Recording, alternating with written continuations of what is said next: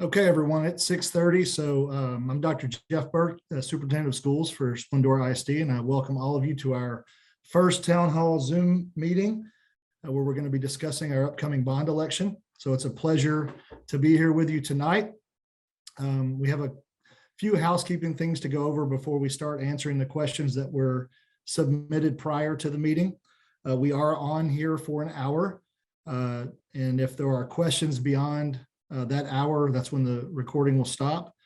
We would ask that you submit those questions in our chat, and then we will answer those, or you can email them to us as well. And we will answer those either in response via email or at our next town hall meeting agenda. So with us tonight, we have Itzel Welch, who is our Director of Multilingual Services. Good evening, Ms. Welch. And she is here to provide any translation that may be needed if we have multilingual folks joining us tonight.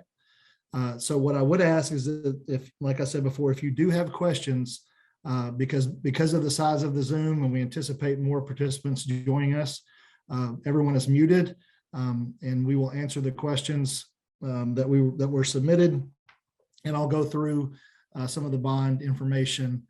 So if you do have questions, please put those in the chat and we will answer them as we can. So I'm going to allow Ms. Welch to translate what I said. Go ahead, Ms. Welch. Yes. Gracias, Dr. Jeff Burke. Bienvenidos a todos en esta reunión dirigida esta noche por nuestro superintendente Jeff Burke. Les pedimos a todos mantener su audio, micrófono en silencio. Al final de la sesión se dará la oportunidad de hacer preguntas. Por favor, de escribir sus preguntas en el chat o las puede mandar vía correo electrónico. Nuevamente, soy Itzel Welch, la directora del programa multilingüe, y estaré traduciendo cualquier pregunta que usted ponga en el chat. Gracias. Thank you, Ms. Welch. All right, so we're going to, first thing we're going to do is we're going to review our bond webpage. I think that is the best resource for our community to use if you want to learn more about the bond. It's a very robust web page that provides a lot of information. So I'm going to share my screen and we are going to go to that. So if you log on to splendoraisd.org, you will see a community tab. Under that community tab, you will see Bond 2022. So I'm going to click on that and it will take you to all the information that we have compiled about our upcoming bond. So the first thing that I'll say is the Board of Trustees voted unanimously on Monday, August 15th, 2022, to call a bond election for our November 8th, 2022 election.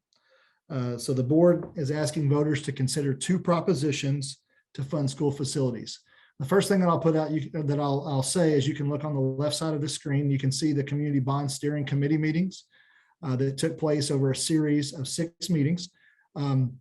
Those Community Bond Steering Committee members met at each one of our district facilities and provided recommendations that the board voted on. So you can go through and click and see the content of each of these meetings, what was discussed, and ultimately how we arrived at the recommendation for these two propositions. So I'll scroll down here. So the two propositions are as follows. Proposition A would include an expansion to the high school. Currently, we have capacity at our high school for 1,500 students. This expansion would take us to 2,100 student capacity. A new junior high school and 2 elementary schools to replace Greenleaf and Peach Creek Elementary. Land purchases and other district improvements. That is the first proposition. The second proposition would be a 1,000-seat performing arts facility and support spaces. So altogether, these two propositions total $224 million. The first proposition, Proposition A, would be for $201 million. And then the 1,000-seat performing arts facility would be $24 million, so 225. I'm sorry about that. So what I'll say is that our district is facing 2 distinct problems or issues. The first being rapid growth. The second being aging facilities. And so some of the questions that we received, I'll address one of those right now. What is the total headcount of students? So as of today, we are at 4,844 students. This same time last year, we were at 4,104 students, which means we've gained 723 students in a year's time. So historically, what have we done to prepare for this? In 2021, we received our demographic report from PASA. PASA is a demographer that we worked with the help of MSED. And what they do is they give us a 10-year projection of growth. So they visit with developers, and then they give us a projection of what we're going to grow each year and where we'll be. At the end of that, and you can find that population and survey analysis study here if you guys can follow me on the screen. They project that by 2031, we will be at 14,000 students. And then they do a projection each year to show us, and they do that in October, which is what we call our snapshot date. At the end of October, we take a snapshot of our enrollment.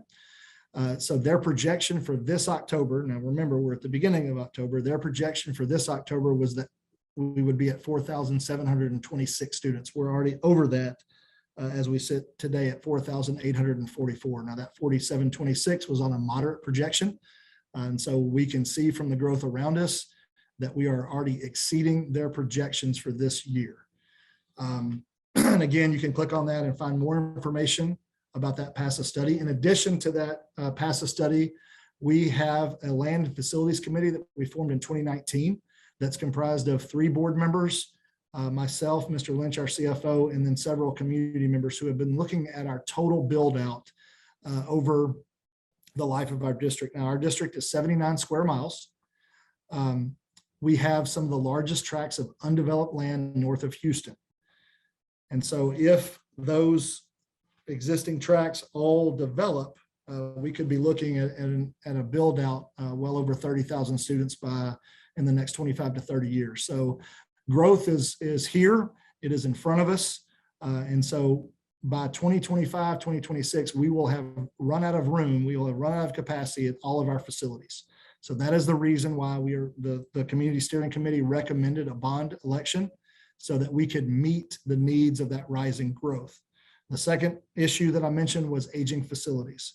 So Peach Creek Elementary was built in 1964 and Greenleaf was built in the early 80s. And so we are continuing to pour money into keeping those schools going. A lot of those come down to HVAC systems that are obsolete. And so our maintenance department does a great job of making sure that we're maintaining and making sure that those schools are safe for children. But the community did recommend that we should replace those elementaries, which would give us about an additional 400 to 450 seats in capacity. So with this bond, we're addressing both of those issues, the growth and then also our aging facilities that we need to address. Those 2 aging facilities are on our East Campus, where we also have our instructional services building, instructional support services building, our maintenance warehouse, and food service and transportation. So as a district, those are 2 distinct issues that we're facing, and that's one of the things I wanted to talk about tonight. Let me expand this one more time here. So that was one of the questions that we received, the total head count of students. That's where we are now. I did have a question, what percentage of the students are in the country illegally? That is not something that we have information on.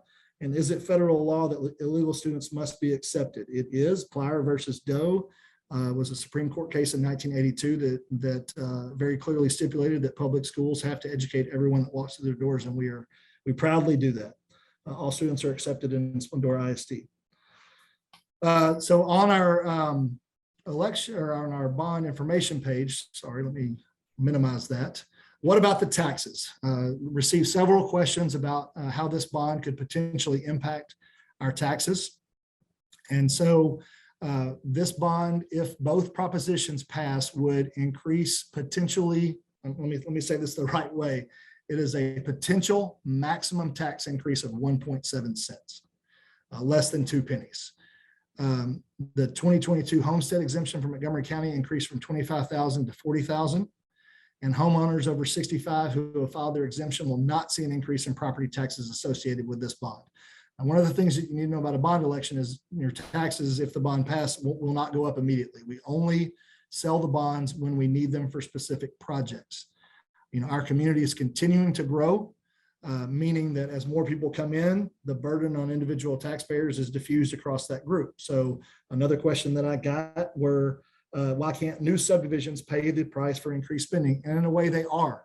So as more people move in, they take on some of that burden that that the homeowners have as well. So as we get more commercial businesses in, as people move into our district, we're going to see businesses follow. They also will help that burden as well.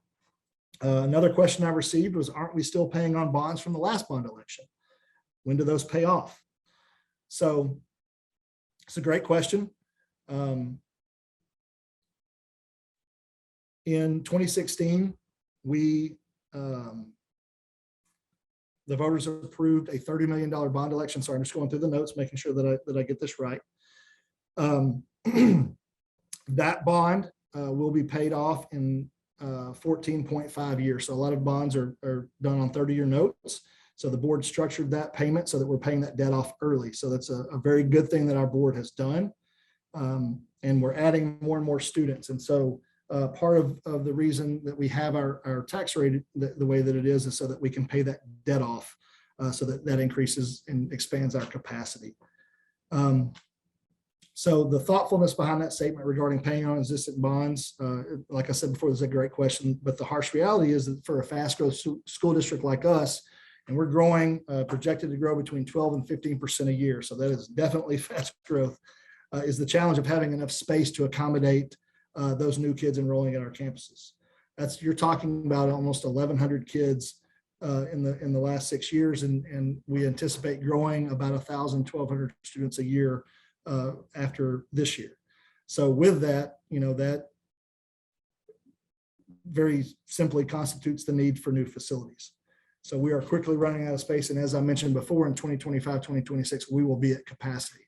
So that's been the majority of the work of our Land and Facilities Committee, and also of our bond steering committee, was really reviewing those two challenges, and along with our board of trustees, working on our long-term facility plan to come up with a recommendation that we feel like would meet the needs of our district at this time.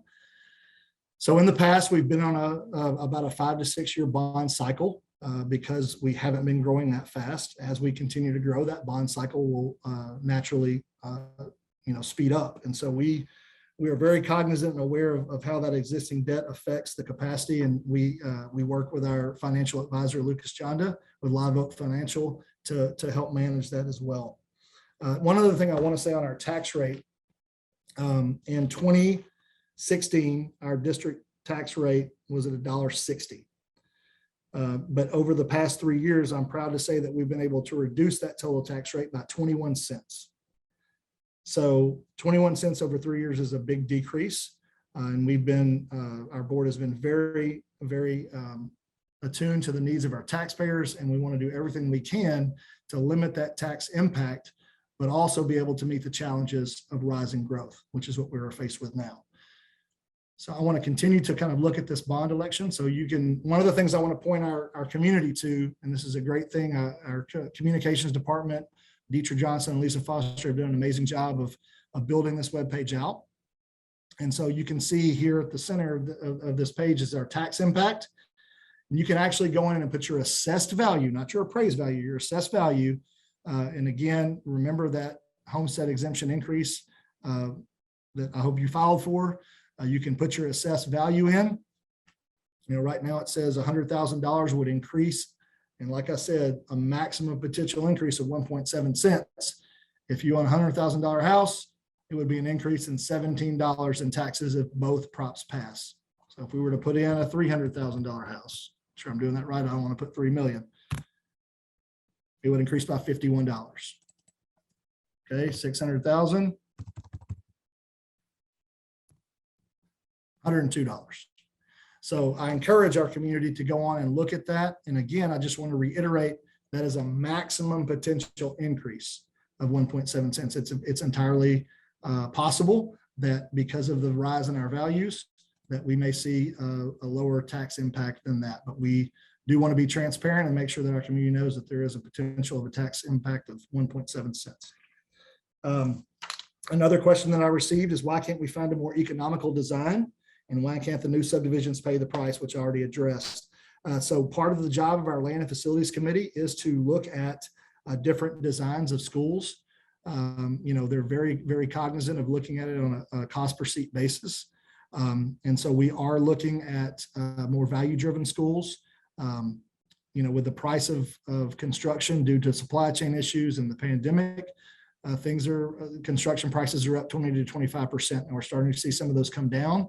So we are going to do everything we can, like we've done in every other bond election, to come in under budget. So our Mr. Lynch, our CFO, and his department do a great job of making sure that we do that when at all possible.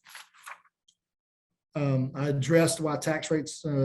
Someone asked, can you explain why tax rates have fallen over the last several years, and how does the new homestead exemption affect me in the bond? Well, it brings down your assessed value, so it will help you pay less in taxes. No new growth affect my tax rate. I addressed that already. What makes replacing GLE and Peach Creek a priority? I mentioned that as well. The money that we pay to maintain those facilities over the lifespan of them, that is something we feel like we need to address before the district really hits high growth. And another good question here, what are the plans for traffic control as the district grows? So that is an issue. All of our schools, except for Timberlakes, are located on 2090. We have our East Campus and our West Campus. And roads are an issue. We work with our county commissioner's office, and we work with TxDOT to address those issues. And so there are plans in place to widen 2090 at some point. But we know that as we grow, that is an issue that we are going to be very proactive in trying to address, and working with those entities that control those issues to make sure that we can address those traffic issues. All right. Let me take a sip of water and pause for a second. One of the things I want to discuss, I didn't spend a lot of time on Proposition B, 1,000-seat performing arts facility and support spaces. So currently in our district, the largest space that we have to accommodate performance, whether it be a band or theater or choir performance, is our auditorium at our junior high, which seats 250 students. So over the last few years, as our programs have continued to grow, as more and more students come to Splendora ISD, naturally our programs and enrollment in those programs continue to grow. We've had to have band concerts outside. We've gone to Caney Creek and done a performance, Christmas band performance in their auditorium. And we've been very, the board and our community have been very focused on, and has spent a lot of time, athletics, FFA. In the last couple of years, we did expend some fund balance dollars to create additional spaces for fine arts at the high school. But we felt like it was time, the community steering committee felt like it was time to address this with a larger auditorium. So I did want to explain a little bit about Proposition B. So again, information about the election. Early voting begins on October 24th, and election day is on November 8th. The last day to register to vote is October the 11th. So now I will look at the chat box here. Let me expand this one more time. I'm going to stop sharing my screen. So again, before I do that, please go to splendorisd.org, go to community, go to bond 22. You will also see, I should have said this before, frequently asked questions. A lot of those things you can find the answers to there. Lots of questions that can be answered in that section of our website. And this is constantly updated as we get more and more questions. So I'm going to stop sharing. We have quite a few people on here. So I will go to the chat box. We have one question in here. Temporary trailers for classrooms are neither short-term nor cheap. Investing in good instructional facilities is the only responsible action for our community. Thank you, SISD leadership, for getting this bond to the residents. So that's a good statement, and we appreciate that. I was asked at our most recent, or one of our most recent meetings at the junior high Meet the Teacher, what happens if this bond doesn't pass? Well, if the bond doesn't pass, the problems don't go away, right? We will continue to see an increased number of students enrolling in our district. We will continue to have aging facilities. So what is likely to happen if the bond doesn't pass is you will see more portable buildings to house our students as we run out of capacity in our existing facilities. That could result in higher class sizes. And so that's one of the reasons why that community steering committee brought forth this recommendation for the bond election is we want to make sure we get ahead of this growth and that we're being responsible stewards of our taxpayer dollars while doing so. We want to make sure our kids have clean, safe, efficient, and nice facilities to go to school in. So thank you for that comment. And I will stop here for other questions.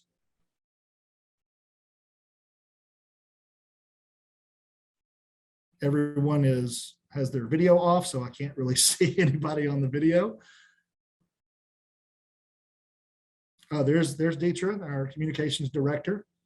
So I think at this time, if there are questions from the audience, I will take those. You can put those in the chat, or you can make a comment, ask questions. If there's something that I didn't go over that you thought that I should, or you would like more information on, I'd be happy to address that now. We have about 19 participants on the call. And again, I appreciate everyone joining. Ms. Johnson. Can you just, we had talked about expanding the high school. You know, I had a comment brought to me before about you keep expanding it. Why didn't you just build it bigger to begin with? And then why only expanding it to this amount? Because I think that's one of the questions that I received. Yes, that's a great question. I did mention before that our high school current capacity was at 1,500. And so part of the work of our Land and Facilities Committee and the board was determining kind of what capacities we wanted to be at and when we wanted to build a second high school. So I also mentioned before the cost per seat analysis, and the cost per seat is always more expensive at a high school facility, right? Because of all the support spaces that you have to build, the cafeterias, gyms, all of those things, band halls, all those facilities increase that cost per chair for our students. And so it's been a big discussion, and you know, not only the board and the community about how long do we want to remain a one high school town, right? And I've worked in districts before that went to 2 high schools, went to 3 high schools. And so that is something that our community needs to weigh in on. At what point, you know, do we want to go to a second high school? And so through those community steering committee meetings, through the Land and Facilities Committee, we had set a capacity of 2,500 for our high school just as a planning number. 2,100 gets us additional capacity without having to expand those other support services. Does that make sense? And so if we were to go beyond 2,100, we would need to expand the cafeteria, we would need to expand gyms, those sorts of things as well. So it's also, again, you know, very expensive to build a high school, you know, and in our search for land, sorry about that. I was reading another thing that came in the chat. I probably should have closed the chat box out. It got me distracted. In our discussions, right, it's like when during our bond cycle, like I said before, in the past, we've been on 5 or 6 year bond cycles. We foresee being on 2 to 3 year bond cycles moving forward. And so that is part of that discussion is when that second high school comes, you know, that's where that would happen. And so we're thinking of the second or third bond for the second high school. It is difficult to find a high school site. Most developers want an elementary site. Some will be open to a middle school site, but a high school site with student drivers and lights and band, sometimes it's hard to find that acreage. So we are hard at work looking for school sites for all levels. So I hope that answered the question, but it's been a big part of the discussion with all of the entities working on this bond and future bonds and our long-term facility. So another comment, school bonds only fund current or short-term projected growth. There's rarely luxury to fund facilities long-term. That is true. And you know, with these large capital projects, that's why we call school bonds, right? We don't have the money in our normal operating budget to build these big capital projects. And so when those needs arise, we do go to the community to ask for bonds to be able to do that. Other questions? Comments? You can ask them out loud. You can put them in the chat. We are here. Okay. Well, I think I addressed the questions that were given to us prior to this. We had a chat in the, or a comment in the chat box. I'll just read it. Again, I cannot do anything but inform you about the bond. I would just encourage you to go vote. I think it is our civic responsibility and civic duty to vote. And so that election is on November the 8th. So again, if we did not address the questions that you had, or you want more clarification, how many portables do you think you will need if the bond doesn't pass? That depends. I mean, it depends at the rate of growth that we have. Each one of those portables kind of is the equivalent, maybe of 2 to 4 classrooms, depending on how many portables you have. And so it just depends on that rate of growth. That's a good question. I think by the next chat, we can get some more information about how many that we will need. So Timberlakes, for example, is sitting today at 840 students. We do have plans to move some programs back to home campuses to open up seats. And again, you know, we don't want to bring in portables unless we absolutely have to. So that kind of is I don't have the exact number that we think we will need if the bond doesn't pass, but I think it will be quite a few. So again, I just want to address if the bond doesn't pass, those problems don't go away. So that's a good question, Mr. Dietrich. If you think of a question later, you can submit it through Let's Talk, which is our two-way communication on our website, or you can go to contact us at the bottom of our website. You can email me, jburke@splendoraist.org. You can email Ms. Johnson, D. Johnson. How much does a portable classroom cost the district? And that is a question for, thank you for asking that, Dr. King. That is more of a question for Mr. Lynch. I will get back to you guys with that answer. I don't want to give you a wrong number. They are not cheap. I can tell you that. Again, you can continue to submit questions that way, or via Let's Talk, or contact us at the bottom of the website, or email us with further questions. And I'll stay on for another 5 or so minutes and let people ask questions in the chat. But Dr. King, we will get that information either tonight or tomorrow. So we will email that out to the committee and put that on the frequently asked questions. We'll put both of those on there. Those are really good questions about portables. So Ms. Johnson is taking some notes on that. We will make sure that they're addressed on the website.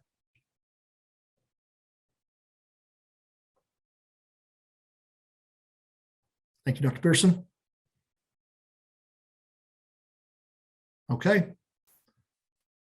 So that will bring us to the end of the Zoom. And again, like I said, I will stick around on here if you have further questions, but that is our first town hall Zoom meeting. So thank you guys very much for attending. Great questions. Again, if you have additional ones that you did not want to ask or didn't think of, please submit those to us and we will add them to the website and address them at our next town hall Zoom meeting, which will be when, Ms. Johnson? We don't know yet. Okay, we are going to have these probably a couple more times prior to early voting, and then we'll probably have a couple more during that span as well. Again, just want to reiterate, October 11th is the last day to register to vote. October 24th is the first day of early voting, and November 8th is our election day. Thank you very much. You guys have a good night. Thank you for joining.